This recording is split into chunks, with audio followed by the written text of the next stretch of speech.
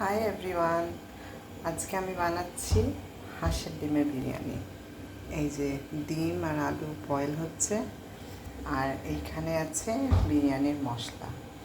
আমি জাস্ট এমনি একটু ড্রাই রোস্ট করে রেখেছি। এইটাতে আছে জায়ফল, জাবিত্রী, স্টার আনিস, দুটো শুকনো লঙ্কা, জিরে, একটু মৌরি, শাহজিরে, শাহমরিচ, আর বড় এলাচ, ছোটো এলাচ, আর দারচিনি হোয়াটএভার। ব্যাস, ডিমটা বয়েল হয়ে যাবে, তারপর মশলা রেডি করব। আচ্ছা, তো এখানে আছে আদা, এটা হচ্ছে আদা, রসুন, লঙ্কা, পেঁয়াজ আর টমেটো পেস্ট। ঠিক আছে, বেরেস্তার জন্য কিছু পেঁয়াজ কুচি, কাঁচা লঙ্কা। আচ্ছা, এখানে আমার মশলা আছে লবণ, ঝাল লঙ্কার পাউডার, এটা হচ্ছে একটু সামান্য হলুদ, এটা হচ্ছে কাশ্মীরি লাল মির্চ, এইটা একটু চিনি, এইটা হচ্ছে মিট মশলা, আর এটা হচ্ছে জিরের গুঁড়ো। আচ্ছা, এইখানে হচ্ছে ফ্যাটানো টক দই, আর এইটা হচ্ছে গোলাপ জল, কেওড়া জল, তার মধ্যে একটু কেসার। এইটা দুটোকে মিক্স করে আমি রেখে দিয়েছি।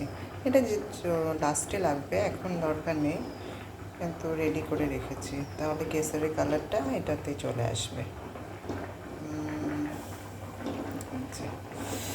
এখনও ডিম সেদ্ধ হচ্ছে, হাঁসের ডিম তো, তাই একটু টাইম লাগছে। একদিকে আমার মশলা কষানো চলছে, আর একদিকে ভাত করছে। এই যে আমার ডিম কষানো হয়ে গেছে।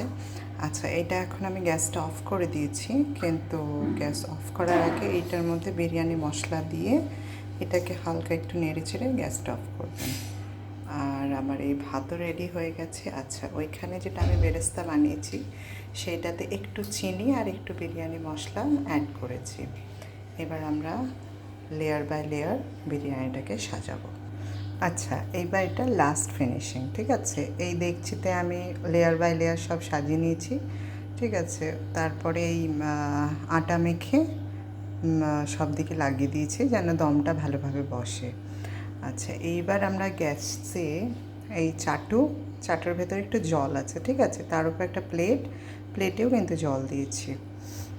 তার কারণ এটা এগ বিরিয়ানি তো, যেহেতু টাইম লাগবে না বেশিক্ষণ, নিচে ধরে না যায়, মশলা তো অত বেশি দেওয়া যায় না, ওই জন্য ডাবল লেয়ারে আমরা এটাকে দমে বসাবো।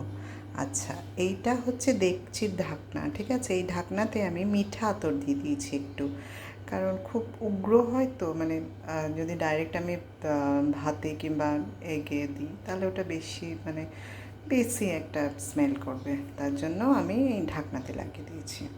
এই যে আমি দমে বসিয়ে দিয়েছি এটা জাস্ট 20 মিনিটসের জন্য। প্রথমে ফ্লেমটা হাই থাকবে, তার 5 মিনিট পরেই ফ্লেমটা আপনি স্লো করে দেবেন, তারপরে রেডি। যদি আপনাদের ভালো লাগে তাহলে please please please like and share. Thank you.